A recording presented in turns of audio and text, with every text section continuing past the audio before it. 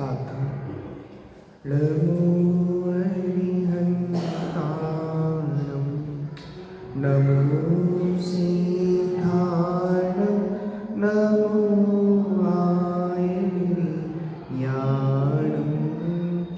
नमो वक्षायाणं नमो nori सव्यसायनं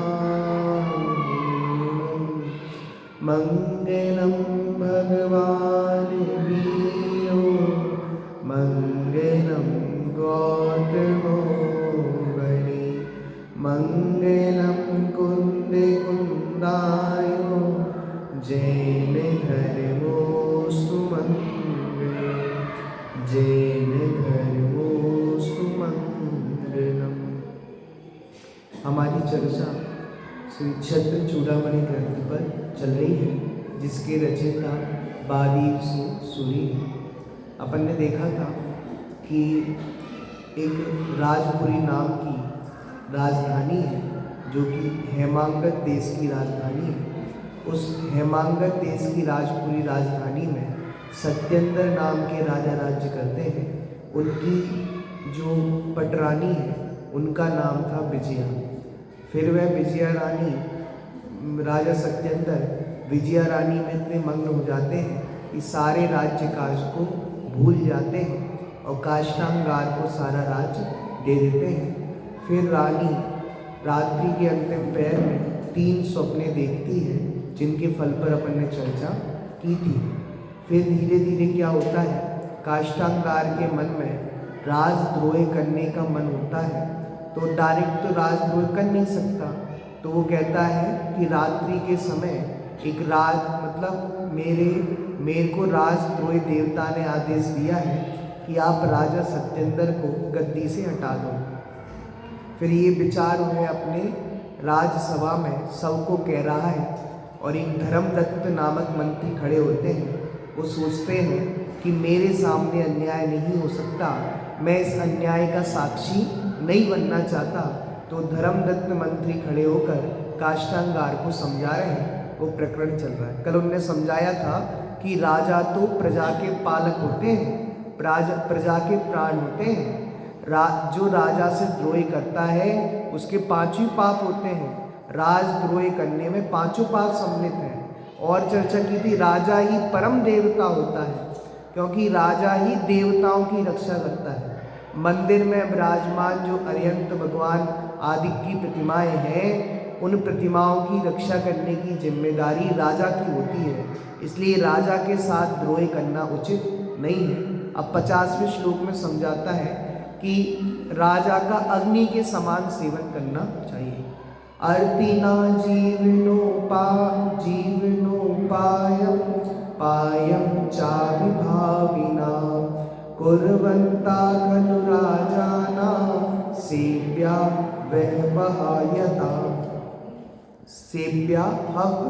वया यथा। अर्थार्थी जनों के जीवन की रक्षा और प्रजा को दुख देने वाले शत्रुओं का नाश करने वाले राजा लोग निश्चय से हवन की अग्नि के तरह आदर से सेवन करने योग्य है। देखिए सरलाल, धन संपत्ति सुख सुविधा की अपेक्षा रखने वालों के लिए राजा का अनुग्रह जीवन जीने के लिए सर्वोत्तम उपाय है।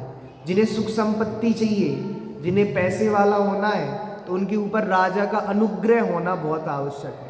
अगर राजा की कृपा होगी, राजा की कृपा जिस पर होती है उसके सारे काम हो जाते हैं, और जिस पर राजा की कृपा नहीं होती उसके कोई काम नहीं होते। आज के ज़माने में भी देख लो, इसे बड़े बड़े काम करना हो उसके ऊपर राजनेताओं का हाथ चाहिए। अगर राजनेताओं का हाथ नहीं हो, उन्हें उनका हफ्ता नहीं मिला हो, महीने के पैसे नहीं मिले हो, तो देखो आप कोई काम नहीं कर सकते। आपको बड़ा काम करना है तो किसी एमएलए का हाथ हो, किसी एमपी का हाथ हो तो काम चलेगा, नहीं तो काम नहीं चलने वाला। ऐसी भैया वही बात है ना, मगर जल में रह के मगर से बैर कैसे कर सकते हैं। आप उनके नगर में रह रहे हो और आप उनसे बैर कर लोगे तो आप अपना धंधा कैसे चला सकते हो। ऐसे ही जिसको नगर में रहकर कोई श्रेष्ठी बनना है, पैसे वाला बनना है, धनवान बनना है, उस पर राजा का अनुग्रह होना बहुत आवश्यक है। राजा का तिरस्कार करने वाले के नाश में भी समर्थ है, और जो राजा का तिरस्कार करते हैं, राजा के साथ दुश्मनी मोल ले लेते हैं, उनका तिरस्कार हो जाता है, उनका नाश हो जाता है। वास्तव में देखा जाए तो राजा हवन की अग्नि के समान सेवन करने योग्य है। किसकी अग्नि के समान? हवन की अग्नि। अब आपको इसका अर्थ नीचे खोलने वाले हैं कि हवन की अग्नि के समान राजा का सेवन कैसे करना चाहिए। देखो विशेषार्थ, दुष्ट काष्ठांगार को नीतिवान धर्मदत्त बारंबार समझा रहे हैं। जैसे जो लोग अग्नि के अधिक निकट जाते हैं वे जल जाते हैं, और जो अग्नि के अति दूर रहते हैं वे उसका उपयोग नहीं कर सकते। अर्थात अग्नि से मिलने वाले रसोई बनाना आदि लाभों से वंचित रहते हैं। जैसे अगर आप अग्नि के ज़्यादा ही निकट चले गए, पास में चले गए, तो आप जल जाओगे, गारंटी वाली बात है। और आप अग्नि से दूर ही रहे, तो आपको खाना बनाना है तो बिना अग्नि के कैसे बनेगा? आपको भोजन पकाना है तो बिना अग्नि के कैसे बनेगा? तो अगर आप अग्नि से ज़्यादा दूर रहे तो भी काम के नहीं, तो भी अग्नि का प्रयोग नहीं कर सकते, और अग्नि के ज़्यादा ही निकट आ गए तो भी अग्नि के प्रयोग के दुष्परिणाम सामने आएंगे। तो कैसे करना? अग्नि से अति दूर भी नहीं रहना और अग्नि के अधिक पास भी नहीं रहना। ऐसी राजा को हवन की अग्नि के समान सेवन करना चाहिए। देखो उसी प्रकार जो राजा के अत्यधिक निकट आ जाते हैं अथवा उनका तिरस्कार करते हैं, उनका नाश सुनिश्चित है। देखो आप राजा के ज़्यादा ही निकट आ जाओगे ना तो नुकसान है आपको, और आप राजा के तिरस्कार करोगे, उनसे दुश्मनी करोगे तो राजा तो आपको मार ही देगा। इसलिए राजा के अति निकट भी नहीं होना और अति दूर भी नहीं होना। कैसा होना? तो देखो यदि हम राजा का विशिष्ट सानिध्य प्राप्त नहीं करेंगे तो राजा से सत्ता, संपत्ति, सत्कार आदि प्राप्त नहीं कर पाएंगे। इसलिए राजा से क्या करना? संबंध बनाए रखना। कैसे संबंध? विशिष्ट संबंध। ये कौन शिक्षा दे रहा है? धर्मदत्त मंत्री शिक्षा दे रहा है। किसको दे रहा है? काष्ठांगार को दे रहा है। क्या कह रहा है? सुनो भैया, राजा से बैर करना उचित नहीं है। यदि तुम राजा का तिरस्कार करोगे, राजा से दुश्मनी करोगे, उसका फल बहुत नुकसानदायक है। कैसा नुकसानदायक है? जैसे अग्नि के ज़्यादा ही पास चले जाओगे तो जल जाओगे, वैसे ही राजा से तिरस्कार करोगे तो तुम्हारा काम तमाम हो जाएगा। इसलिए सुन लो काष्ठांगार, राजा से बैर करना किसी भी प्रकार से उचित नहीं है। अतः आपके लिए राजा हवन की अग्नि के समान सेवन करने योग्य है। मतलब अग्नि के ज़्यादा निकट भी मत रहो और अग्नि से ज़्यादा दूर भी मत रहो। अतएव आप राजद्रोह ना करें, ये हमारी सुखदायक सलाह है। अब अज्ञानियों को सलाह कहाँ पचती है? बोलो बताओ, सर्प को दूध पिलाओगे तो क्या उगलेगा? विष ही उगलेगा। ऐसी जो पापी काष्ठांगार है उसे धर्मदत्त मंत्री ने कितना भी समझाया, वह तो पापी सर्प के समान है। जितनी भी अमृत वाली बात भी कहोगे, उस सर्प को अमृत पिलाने से विष ही उगलते हैं। वैसे अब सुनना, काष्ठांगार के मन में उस हितोपदेश का कैसा फल होता है। देखो, कृतज्ञ काष्ठांगार पर हितोपदेश का विपरीत प्रभाव। इति धर्मं वचोप्यासी मर्म तीव्र कर्मणा पित्तजर्वता क्षीरम तिक्तमेव हि भासते। दुष्ट कर्म वाले काष्ठांगार को इस प्रकार धर्मयुक्त वचन भी मर्मछेदी हृदय विदारक लगे। वचन तो कितने सुंदर थे, अमृतमयी वचन थे, लेकिन उसको अच्छे नहीं लगे। निश्चय से पित्त जर वाले को मधुर दुग्ध कड़वा ही लगता है। अब जैसे पित्त जर हो गया हो, उसे आप कितनी भी अच्छी चीज खिलाओ, उसको कैसी लगेगी? कड़वी लगेगी।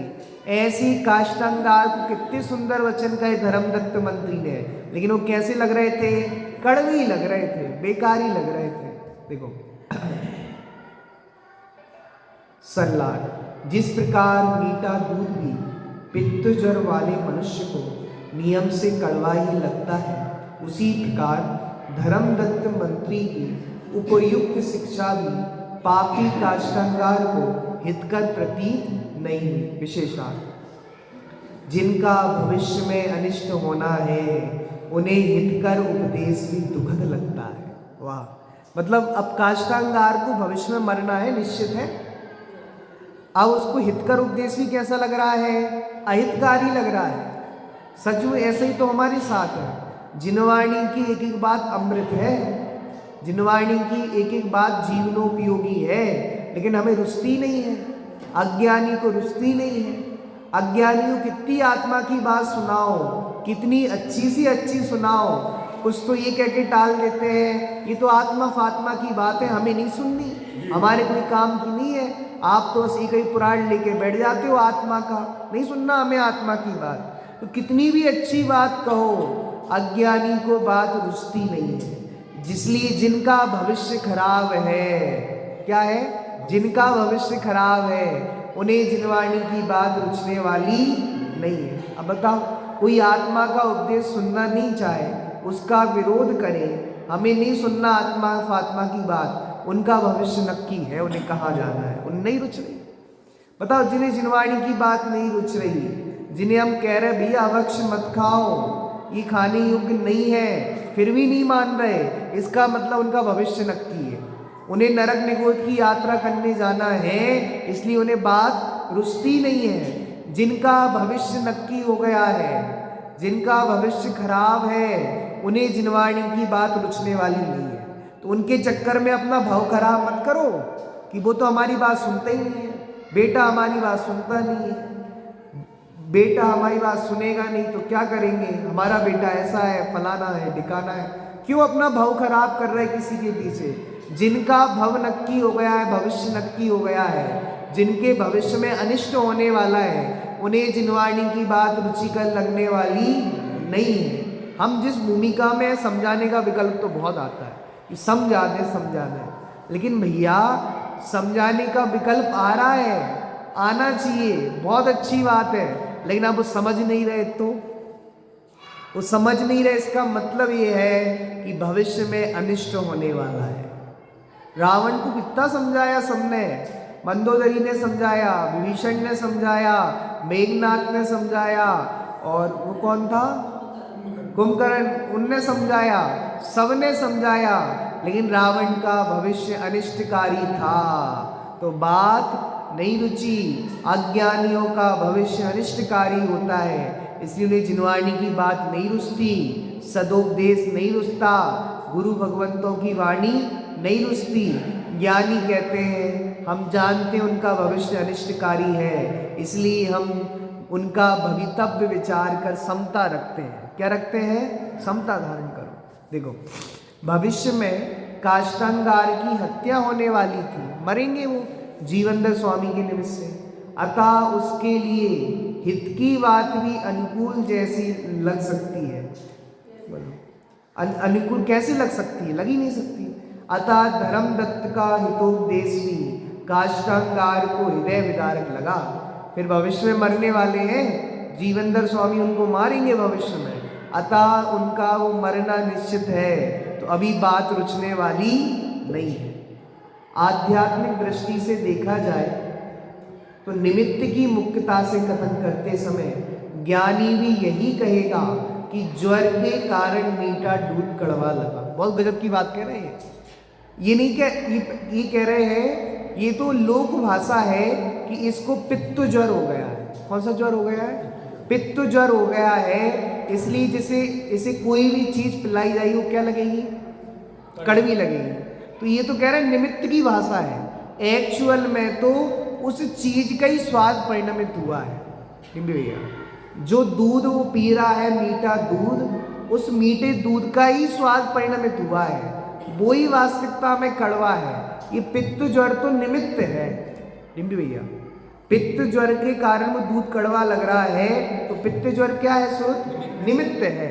और दूध, वो मीठे दूध में ही स्वयं की योग्यता है कड़वे होने की, निमित्त है पित्त ज्वर। तो देखो, क्योंकि निमित्त की मुक्तता से वस्तु स्वरूप भी ऐसा ही है, परंतु वस्तु स्वरूप के निकट जाकर देखें तो ये कहा जाएगा कि उस द्रव्य की पर्यायगत योग्यता वैसी है।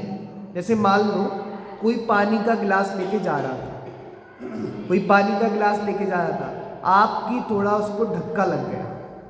अब मैं आपसे पूछना चाह रहा हूँ, पानी का गिलास फैला, वो आपके धक्का लगने से फैला कि उस पानी में स्वयं ऐसी योग्यता थी उछल के गिरने की? वो अच्छा विपिन ये गिलास लेके जा रहा था अच्छा खासा, हमारी ठोकर लग गई उससे। अब वो ठोकर लगने से गिरा कि वो पानी में स्वयं योग्यता थी गिरने की। दुनिया तो यही कहेगी भैया आपने धक्का दे दिया, पानी का गिलास फैल गया। लेकिन गजब की बात यह है कि हमारा ठोकर लगना तो निमित्त है, वो पानी में स्वयं ऊपर नीचे होने की योग्यता थी, वो पानी की स्वयं की उपादानगत योग्यता है। बताओ गजब का जिन शासन है। दुनिया में ये बात कौन बताएगा आपको कि पानी स्वयं की योग्यता से गिरा है, धक्का लगने से नहीं गिरा? दुनिया में झगड़े तो इसी बात के हैं, तुमने धक्का कैसे दिया? बस में आप कहीं की बस में गए आप सफ़र करने, और बहुत भीड़भाड़ बस में सफ़र करने, किसी ने आपको धक्का दे दिया और आप जोर से हिल गए, एकदम गिरने ही वाले थे, बच गए। अब बोलो जिनवाणी से पूछो, उनका धक्का देना तो निमित्त है, आपका हिलना उपादान से स्वयं से हुआ है। बताओ, स्वयं के उपादान से हिले हो तुम, वो धक्का तो क्या है, निमित्त है। अगर धक्का ही देने से हिलते तो लगाओ सुमेरु पर्वत में धक्का, हिल जाएगा?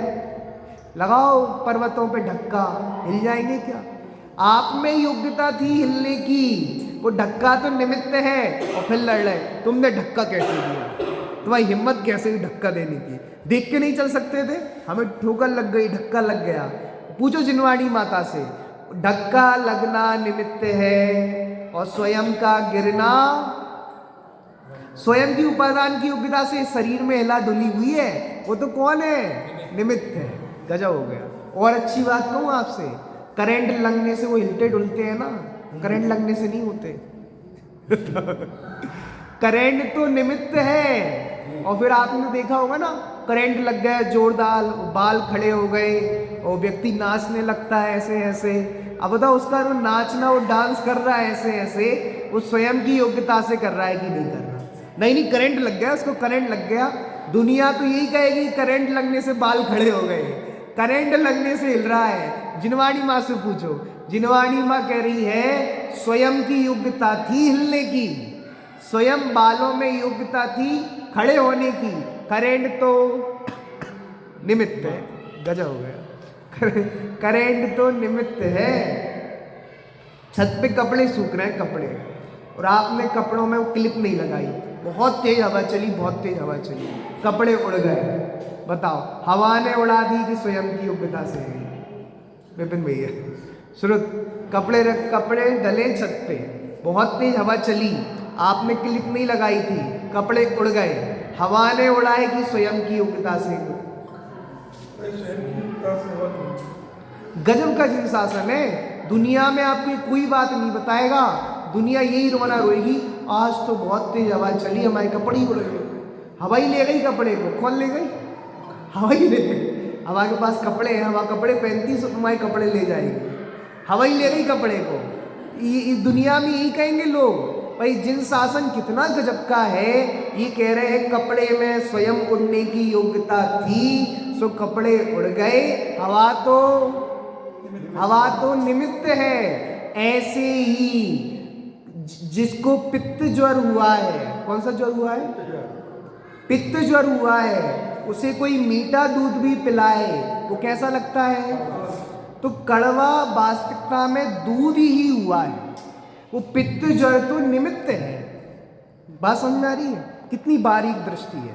पित्त ज्वर होना क्या है? निमित्त। और जो दूध मीठे से कड़वा लग रहा है वो स्वयं ही दूध परिणमित हुआ है। उस समय तत्समय वो मीठा दूध ही कड़वे रूप से परिणमित हो गया, इसलिए वो कड़वा लग रहा है। पित्त ज्वर तो क्या है? निमित्त है। हाँ, समझ आ रही है? हम अभी और खुलासा करने जाए तो गजब हो जाएगा। जिन शासन तो कहता है दूध मीठा ही नहीं होता। डिम्पी भैया, दूध मीठा होता है कि नहीं होता? विपिन भैया, दूध मीठा होता है कि नहीं होता? अब इतनी बारीकी में नहीं जा रहे तो नहीं तो आप बारीक से बारीक में चले जाओ तो इस पे ही झगड़ा करने लगो। दूध ही मीठा नहीं होता। दूध में और शक्कर के बीच में कौन सा अभाव है? अत्यंत अभाव नहीं। कौन सा अभाव है? अन्योन्य अभाव। एक पुद्गल द्रव्य की वर्तमान पर्याय का दूसरे पुद्गल द्रव्य की वर्तमान पर्याय में अभाव है, अन्योन्य अभाव है। दूध कभी मीठा नहीं होता। फिर हम इतनी शक्कर गाय डाल रहे हैं हम इतनी गहराई में नहीं जा रहे। अब इतना समझो आप, दूध में स्वयं योग्यता थी कि वो मीठे से क्या हो गया? कड़वा। और निमित्त किसका मिला? पित्त ज्वर का। जैसे ही पित्त के रोगी ने वो मीठे दूध को अपने मुंह में रखा तो पित्त ज्वर के निमित्त से स्वयं मीठा दूध ही कौन से रूप में परिणत हो गया? गजब जिन शासन। बताओ आगे।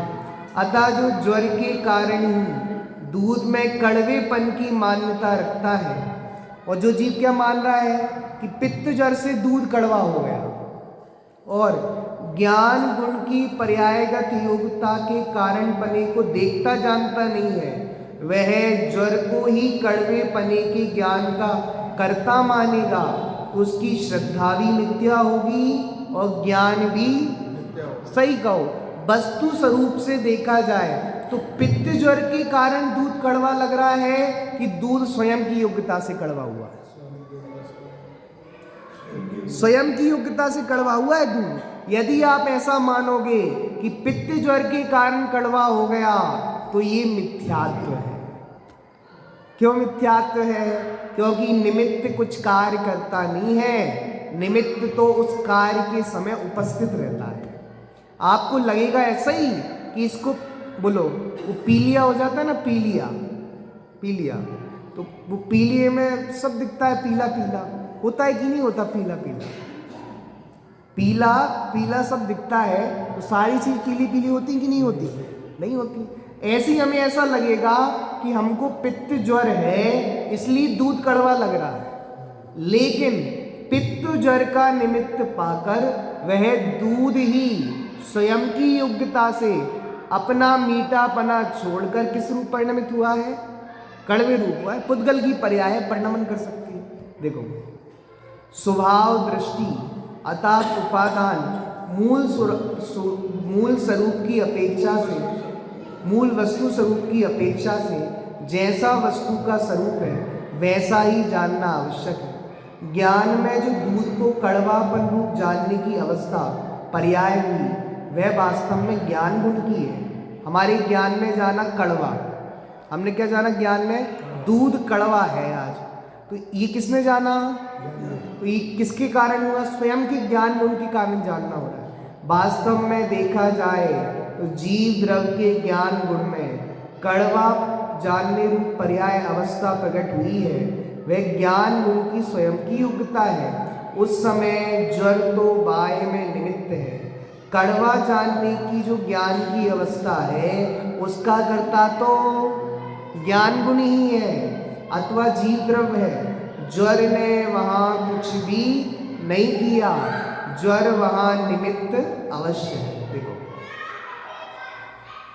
केवल निमित्त दृष्टि सत्य है अथवा निमित्त बलवान होता है या निमित्त से ही कार्य होता है, ऐसा जानना मानना संसार मार्ग है। जो लोग कहते हैं निमित्त से ही कार्य होता है, निमित्त ही सब कुछ करता है, ऐसा मानने वाले कौन है? संसार मार्गी। क्योंकि निमित्त से ही सब कुछ नहीं होता। निमित्त एक कारण है।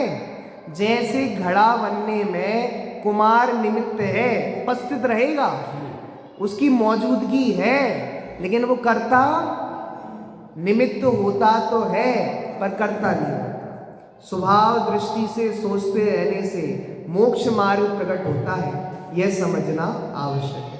अब देखो, स्वार्थी दोषों को भी नहीं देखता। वही अब काष्ठांगार स्वार्थी था, अब वो दोषों को भी नहीं देखता। साकार्तनज्ञादि दोषं च गुरुद्रोहं च किं परै परिवारं च नाद्राक्षी दोषं नाति पश्यति। उसने कृतज्ञ आदि दोषों को और गुरुद्रोह को नहीं देखा, और तो क्या अपनी निंदा का भी विचार नहीं किया। निश्चय से स्वार्थी मनुष्य अपने को नहीं देखता, अपने दोषों को नहीं देखता। ये बहुत बड़ी नीति दे दी। स्वार्थी लोग अपने दोषों को नहीं देखते। अपना स्वार्थ सिद्ध हो जाए, अपना उल्लू सीधा हो जाए, जगत जाए भाड़ में, है बोलते ना लोग, अपना काम बनता और भाड़ में जाए जनता।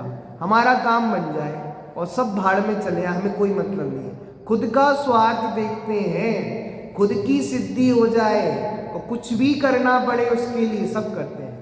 देखो, जब मनुष्य अपना स्वार्थ सिद्ध करने कराने की धुन में मस्त हो जाता है, तब वह दोषों की ओर देख नहीं पाता।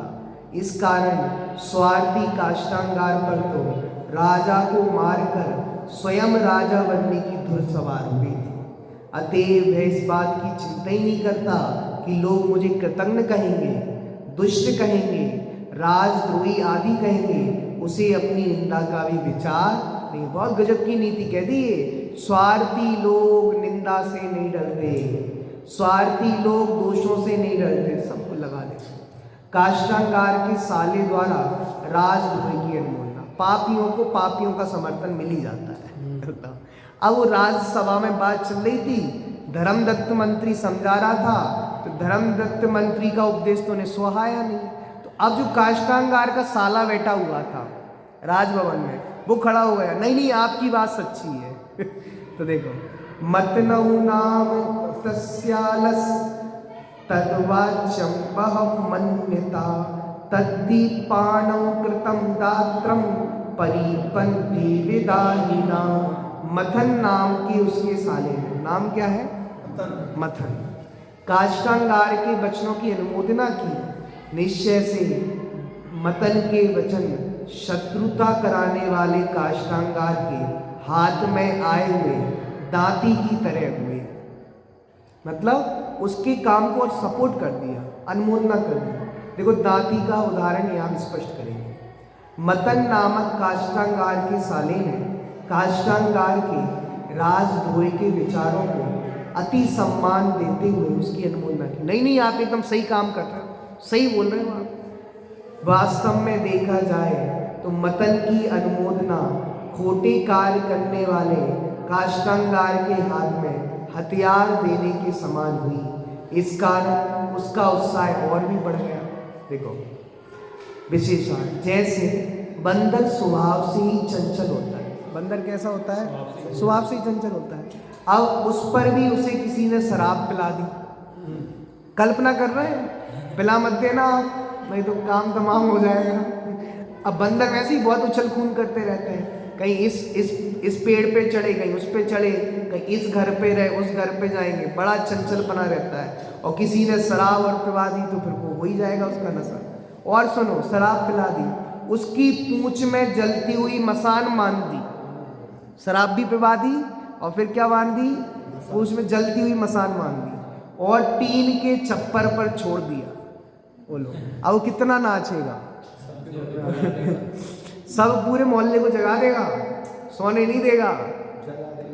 और फिर उसकी चंचलता का क्या कहना, फिर उसकी चंचलता क्या कही जा सकती है? वैसे ही काष्ठांगार को राजा सत्येंद्र की हत्या करने का तीव्र पाप भाव तो था ही, मन में तो था ही। इस पर नीच मथन ने उस पाप भाव का समर्थन भरी सभा में कर दिया। सचमुच ऐसा ही तो होता है। बेटा बोलता है हमें बाजार में खाने जाना है और वही चाहिए टॉपी, तो पापा कहते हैं जाओ बेटा ये रुपये लेके जाओ, बढ़िया समर्थन कर दो आप। तो फिर तो कब छोड़ने वाला है? बोलो कब होगा? वो बेटा यही कहेगा, पापा बचपन में तो आपने ही खिलाया था, बचपन में आपने ही तो सपोर्ट किया था। सुनना, पाप कार्य की अनुमोदना कभी नहीं करना, पाप कार्य का सपोर्ट कभी मत करना, वो उल्टा आपको अनुमोदना का दोष लगेगा। खा लो बेटा खा लो, क्या जा रहा है, अभी तो बचपन ही तो है। तो आपने अनुमोदना कर दी, और वो तो यही चाहता था। बच्चा तो खाना ही चाहता है, जब वो दूसरे बच्चों को देखता है खाते हुए, उसके मन में भी खाने की भावना होती है, और आपने भी कहा जाओ बेटा खा लो, तो और सपोर्ट मिल गया उसको। ऐसी बात है, उस नीच मतन ने उस पाप भाव का समर्थन भरी सभा में कर दिया। इस कारण काष्ठांगार को राजद्रोह का विचार अति दृढ़ हो गया। अब देखो, राजा को मारने हेतु काष्ठांगार का सेना को आदेश। अब वो उसके विचार पक्के हो गए, उसे सुननी तो किसी की थी नहीं, क्योंकि अज्ञानी जीव होते हैं, वो किसी की सुनते नहीं है। क्रोध अंधा होता है, मान बहरा होता है। अब उसको मान चढ़ गया था, मैं ही राजा हूँ, तो किसी की क्यों सुने, तो मान में व्यक्ति बहरा हो जाता है। तो काष्ठांगार मान में बहरा हो गया, अब किसी की एक नहीं सुनी, और सारी सेना को आदेश दे दिया, किसको मारने के लिए, राजा सत्यम। देखते हैं, प्रायश्चिच बलम हन्तुं राजानं हन्त पापिनी पायो हास्य कथम सत्यम पाणिनिश्रीवन्द्वै।